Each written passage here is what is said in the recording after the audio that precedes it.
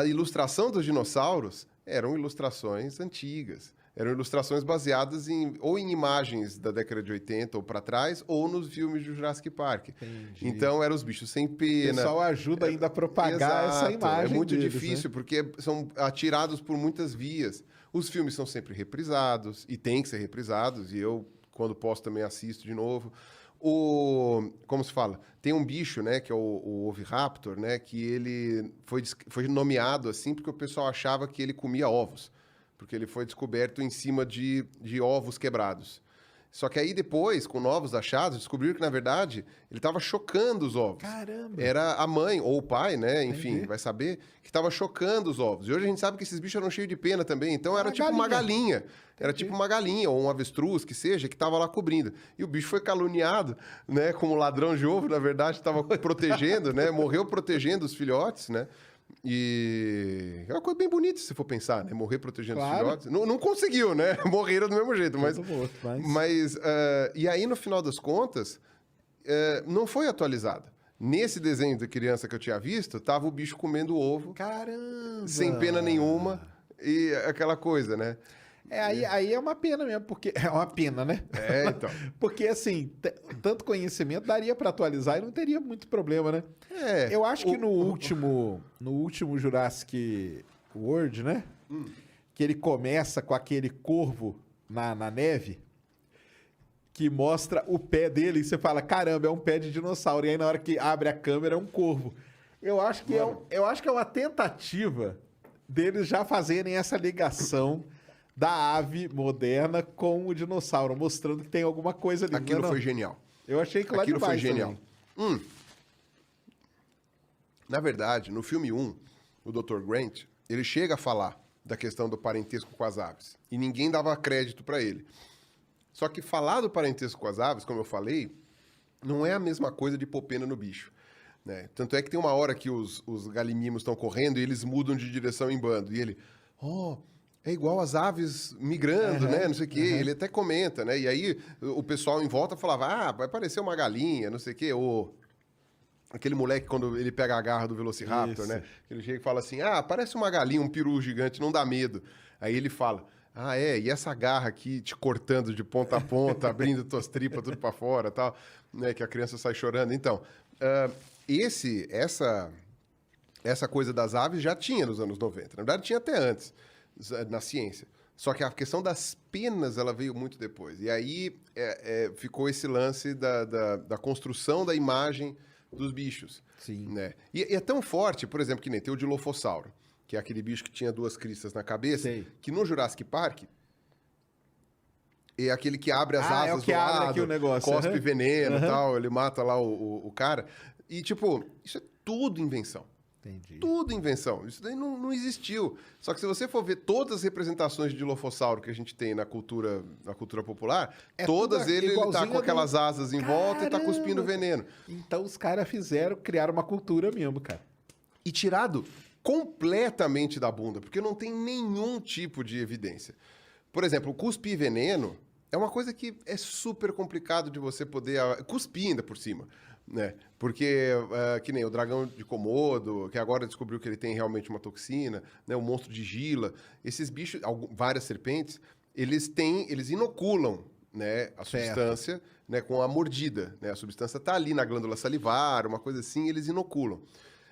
Cuspir o veneno é uma etapa bem, assim, bem específica. Seria muito... Não, é uma coisa muito, como posso dizer assim, muito peculiar, né? Muito derivado, né? Para você conseguir fazer.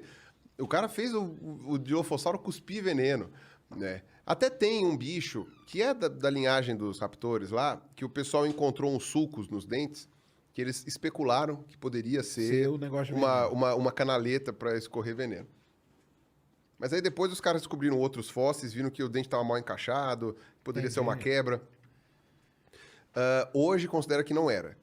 Mas se no futuro descobrir que algum bicho tinha veneno e tal, a gente tem, como eu falei, né, animais atuais para comparar sobre como que poderia ser. Certo. Então, muito legal, muito bom. Né? Tomara que a gente descubra um dia coisas nesse nível. Mas não tem nenhuma evidência. Os caras inventaram, tiraram da bunda. Tudo bem, eles é pra dar daquele, ideia. eles partem daquele negócio que é uma mistura, né? Que eles completam o DNA com réptil e tal. Agora, um negócio que... Porque você tem, né, um lagarto lá na Austrália, que ele abre as asas, assim, né? Entendi. Asa, né? Ele abre uma dobra de pele, assim, do lado da cabeça e tal, fica balançando pra parecer maior. Maior, né? É. Isso. Mas aquele lance do âmbar lá, eu lembro que na época do filme tinham realmente descoberto, né? Um mosquito dentro do... Mas do direto. âmbar. Não, sim. O pessoal tava começando a estudar mais isso. Mais isso, né? O Michael Crichton, quando ele escreveu o livro, ele escreveu baseado Nessa descoberta. nessas descobertas, exatamente. Baseado em alguma coisa que tinha... Na verdade, a partir dali é que surge toda a ideia dele, né? Todo esse mundo que ele criou, né? O ponto da suspensão de descrença do Jurassic Park é esse. Né? É você conseguir, através de manipulação genética e de resgatar os genes do mosquito, recriar os dinossauros. E é isso que faz uma ficção legal, para mim. É quando você tem um ponto de suspensão da descrença. Sim. Esse ponto aqui é a ficção. Todo o resto tem que fazer sentido coerente a esse ponto. Isso. E você não vai ficar inventando muita coisa. Né? Se você começar a inventar muita coisa, que nem aconteceu no último Jurassic World, né? Que aí o bicho tem super força, tem não sei o quê, tem não sei o que lá, né? Sei lá, só falta dar choque, né? O Pikachu, não sei. Tipo, aí a coisa começa a ficar completamente inverossímil e perde o fio da meada. O Jurassic Park, como romance e como filme, ele mantinha ali essa concentração, sabe? Concentrava a suspensão da descrença ali, naquele ponto. Então, isso é uma coisa que eu achava muito legal. E, de fato, era uma hipótese, né? Que, assim, acho que, não sei se chegaram a levantar na época. Porque isso seria impossível, né? O mosquito, ele não preserva com o seu interior. Né? O mosquito tem bactérias, como todo ser vivo. Ele fica preso no âmbar e as bactérias comem ele lá dentro e acabou, entendeu? Ele fica oco, praticamente. Só que o âmbar preserva a casquinha, né? Esses bichos são artrópodes, eles têm a cobertura de queratina, então tipo, você fica vê lá. ele um mosquitinho perfeito ali dentro do âmbar, né? E a gente tem fóssil de mosquito, de formiga, de abelha, de borboleta, praticamente de barata. Bom, barata até... A gente tem fóssil de todo tipo de inseto, e aracnídeo, e crustáceo, tem alguns também. Tipo, tem essa coisa. Inclusive tem de vertebrados pequenos, tem de lagarto, tem no âmbar. Tem rabo de dinossauro no âmbar, tem pena preservada, tem várias coisas preservadas no âmbar que são muito interessantes. No filme, eles vêm, acho que da República Dominicana, eu acho, que tem realmente umas minerações de âmbar lá pelo Caribe, mas na vida real, a maioria está vindo de Myanmar. Né, que inclusive tem um tráfico terrível ali, né, uma exploração de trabalho escravo, uma coisa bem complicada lá, com esse negócio do âmbar lá de Myanmar. E o pessoal vende como joia, né? Então não é só... A exploração científica é tipo 1% disso, né? A galera vende como joia. E aí exploram a população, tal, não sei o quê, enfim, toda aquela coisa lá. E aí o que acontece? Quando você vai ver, a ideia, ela não é possível. Porque você não vai achar DNA em insetos preservados, mas a ideia é genial. A ideia é genial. Partir disso é legal pra caramba, né? No Jurassic World, eles já falam que eles usaram manipulação genética de outro jeito. Tipo CRISPR lá, né? Isso, já é pra eles esse falam lado, que né? eles usaram CRISPR, eles falam que eles acharam fragmentos de DNA nos fósseis, fizeram, sei lá, enfim... Engenharia reversa, essas coisas todas, e conseguiram. Né? Aí é mais especulação, porém, é uma outra ideia que não vai dar para recriar ninguém, né? Isso daí aí já está fora de cogitação, mas dá para você pegar uma informação ou outra de eventualmente conseguir colocar num paper, elucidar alguma coisa assim de diferente. Né? Tanto é que acharam, por exemplo, uma parte de preservação de um fóssil, eu não lembro agora de qual espécie, talvez até um tiranossauro, que tinha uma área de colágeno preservada. Acho que era de colágeno, E eles viram que a disposição das fibras era igualzinha a de um avestruz. Caramba. Então, tipo, olha, era aquilo que a gente imaginava que fosse, tal, não sei o quê.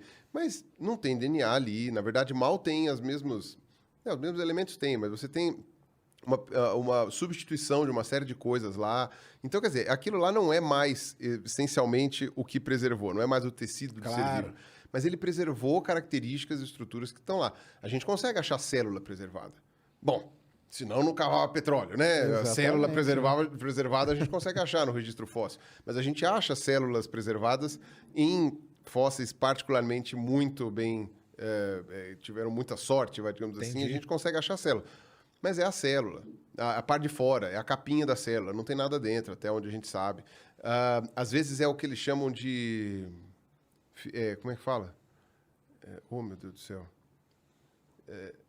Filme de bactérias. Entendi. Que é assim, a bactéria foi para comer aquela estrutura, aí morreu todo mundo, e a bactéria formou uma capinha em volta da estrutura, e por isso a estrutura se preservou, porque a bactéria tem ali uma resistência e tal. Melhor. Então você tem muito filme de bactéria que preserva a estrutura de alguma célula, de alguma coisa assim, você consegue. Então, isso é uma coisa bem interessante que às vezes a gente consegue de preservações muito boas, assim, particularmente muito boas em algumas coisas. E a gente, com a tecnologia, está descobrindo mais e mais evidências dessas coisas. Tem gente que está conseguindo, por exemplo, com as penas fossilizadas, fazer hipóteses de coloração dos dinossauros. Isso que eu vi. Fazendo uma comparação, porque você tem os melanossomos, né, que são as organelas que geram cor, que estão presentes na nossa pele, estão presentes nos nossos pelos, cabelo, né, enfim, de todos os mamíferos, e estão presentes nas penas também.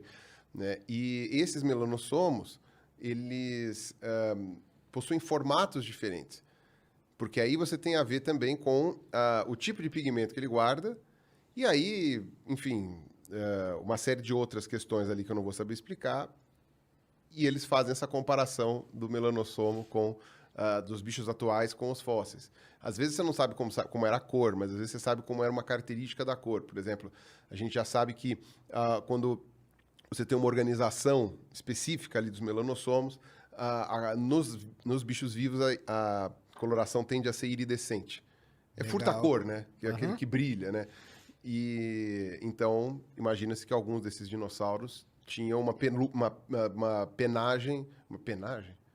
Tinha uma cobertura de penas que era meio furta-cor, era iridescente, porque a disposição dos melanossomos são iguais. Então, quer dizer, você tem uma série de dados ali que você consegue estabelecer e extrair. E aí entra o paleoartista, né? Também entra o paleoartista, exatamente. Para poder reproduzir isso, fazer o desenho que a gente vê, né? Agora, isso a criar o bicho vivo, de fato, aí é diferente, né? Agora, se você pegasse, por exemplo, que nem o pessoal chegou a fazer esse experimento mais de uma vez. O gene para fazer dente, ele está presente nas aves atuais. O gene está lá. Só que ele está silenciado. Esse gene está silenciado. Você pode, com manipulação genética, tirar o silenciamento desse gene. Caramba! E aí a galinha fica com dente. Nossa! O pessoal chegou a fazer o perto, hein? O pessoal chegou a fazer o frangossauro. Frangossauro? Só que o frangossauro, ele tem alguma coisa que...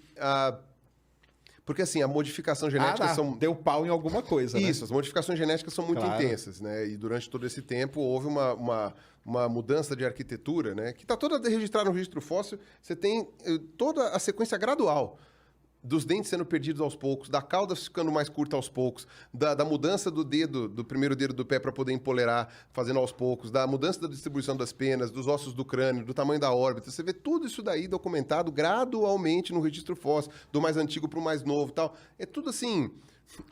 Como seria imaginado se a evolução fosse verdade? Sabe? Tipo, tá tudo lá. Ou seja, previsão, né? Como é que comprovada, né? Passou em todos os testes, né? A teoria. E aí o que acontece? Não é viável. Eles colocaram o frangossauro, fizeram, tal, não sei o quê, mas aí em determinada semana lá do ovo, lá da gestação, ele não é gestação, mas enfim, do crescimento lá dentro do ovo, morre. Caramba! Não nasce. Mas cresceu o suficiente para poder fazer uma avaliação dos dentes. E é um dente de dinossauro carnívoro. É um dente... tipo, é aquilo, então né? Pode chegar o mesmo dente. Será que não? Os caras foram desenvolvendo nesse... O pessoal falou que é difícil, porque, por exemplo, disse que o rabo, o gene para o rabo perdeu.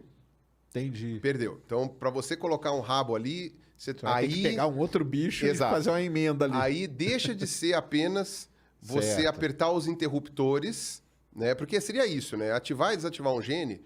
Seria assim, a fiação está posta. Você só tem que apertar o interruptor aqui ou ali. No caso de quando não existe o gene, aí você tem que criar uma tomada, criar mais uma fiação. Tem que criar todo esse sistema. Puxar de um outro lugar. Então aí é uma coisa mais trabalhosa, mas dá. Tem até um experimento, putz, foi muito engraçado. Os caras puseram um desentupidor de pia na bunda da galinha. Não é um desentupidor de pia, não sei. Eles amarraram um pedaço de pau na bunda da galinha, no rabo da galinha. É o desentupidor mesmo. Pra simular como seria o andar do dinossauro, né? E a galinha inclina pra frente. Caramba. Pra conseguir manter o equilíbrio. Ah, tá, pra achar o centro de gravidade. Então a galinha, ela anda assim, né? E a gente reconstrói os dinossauros não avianos andando reto, né? E aí o pessoal pôs um contrapeso na rabo, a galinha inclinou pra frente. Mostrando que se ela tivesse rabo, né? Poderia ela andaria igual o cima. dinossauro, né?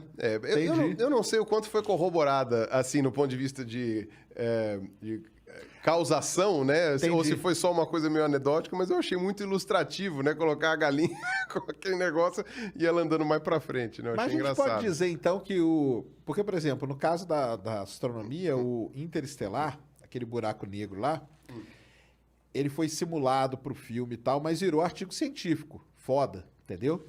Que a melhor simulação, até a foto aparecer, era a melhor simulação. O Jurassic Park, ele gerou algum artigo científico assim mesmo? Ou alguma coisa baseada nele? Inspirada nele pode ter tido, né? Assim, inspirado, tipo essas manipulações, essas coisas aí. Ou não? Puta, vai me falhar a memória agora, Sérgio. Eu não sei se a gente conseguiria dizer que algo no Jurassic Park... Porque, assim, o Michael Crichton, como eu falei, ele buscou consultoria o tempo todo. Ah, isso que eu ia perguntar. Ele Então, teve uma consultoria de paleontólogos. Teve vários.